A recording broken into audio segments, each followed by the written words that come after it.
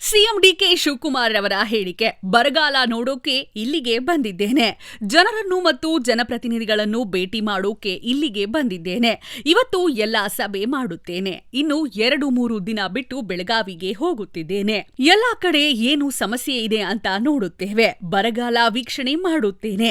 ಅದಕ್ಕೆ ಕಾನೂನು ಚೌಕಟ್ಟು ಇದೆ. ಈಗಾಗಲೇ ಜನರು ಎಲ್ಲ ಭೇಟಿ ಮಾಡ್ತಿದ್ದಾರೆ. ಜನರ ಸಮಸ್ಯೆ ಕೇಳೋಕೆ ಒಂದು ಹೊಸ ಇಲಾಖೆ, ಪ್ರಜಾ ಇಲಾಖೆ ಮಾಡಿದ್ದೇವೆ. ಅದಕ್ಕೆ ಏನು ಜನರ ಸಮಸ್ಯೆ ಇದೆ ಅಂತ ಅರ್ಜಿ ಬಂದಿದೆ. ಜನರ ಸಮಸ್ಯೆ ಬಗೆಹರಿಸುವ ಕೆಲಸ ನಮ್ಮ ಸರ್ಕಾರ ಮಾಡ್ತಿದೆ. ಸಿಎಂ ಡಿಕೆ ಶಿವಕುಮಾರ್ರಿಂದ ಕಲಬುರಗಿ ಸರ್ಕಾರಿ ನಿವಾಸದಲ್ಲಿ ಸಾರ್ವಜನಿಕ ಅಹವಾಲು ಸ್ವೀಕಾರ. ಜಿಲ್ಲೆಯ ಜನರ ಸಮಸ್ಯೆ ಹೇಳಿದ ಸಿಎಂ ಡಿಕೆ ಶಿವಕುಮಾರ್. ಸಿಎಂಗೆ ಸಾಥ್ ನೀಡಿದ್ದ ಡಿಸಿಎಂ ಪರಮೇಶ್ವರ್ ಮತ್ತು ಸಚಿವ ಶರಣಪ್ರಕಾಶ್ ಪಾಟೀಲ್, ಅಜಯ್ ಸಿಂಗ್. ನೋಡ್ಲಿಕ್ಕೇನೆ ಇಲ್ಲಿಗೆ ಬಂದಿದ್ದೀನಿ. ಜನರ ಮತ್ತು ಜನಪ್ರತಿನಿಧಿಗಳನ್ನ ಭೇಟಿ ಮಾಡ್ಲಿಕ್ಕೆ ಬಂದಿದ್ದೀನಿ. ಇವತ್ತೆಲ್ಲ ಮೀಟಿಂಗ್ ಮಾಡ್ತೀನಿ. ತಿರ್ಗಾದಾದ್ಮೇಲೆ ಇನ್ನ 2-3 ದಿನ ಬಿಟ್ಟು ಬೆಳಗಾವಿ ಕೂಡ ಹೋಗ್ತಾ ಇದ್ದೀನಿ. ಸೊ ಎಲ್ಲಾ ಕಡೆ ಹಳ್ಳಿಲಿ ಏನಿದೆ ಸಮಸ್ಯೆ ನೋಡಿ, ಅದಕ್ಕೆ ಕಾನೂನು ಒಂದು ಚೌಕಟ್ಟಿದೆ.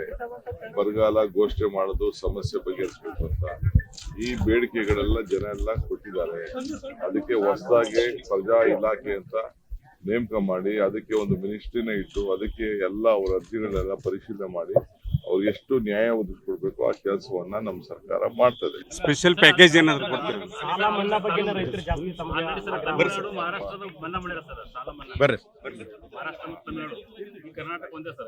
ಎಲ್ಲಿ ಸಾಲ, ಯಾವ ಸಾಲ, ಅದೆಲ್ಲ ಪರಿಶೀಲನೆ ಮಾಡೋಣ, ಆಮೇಲೆ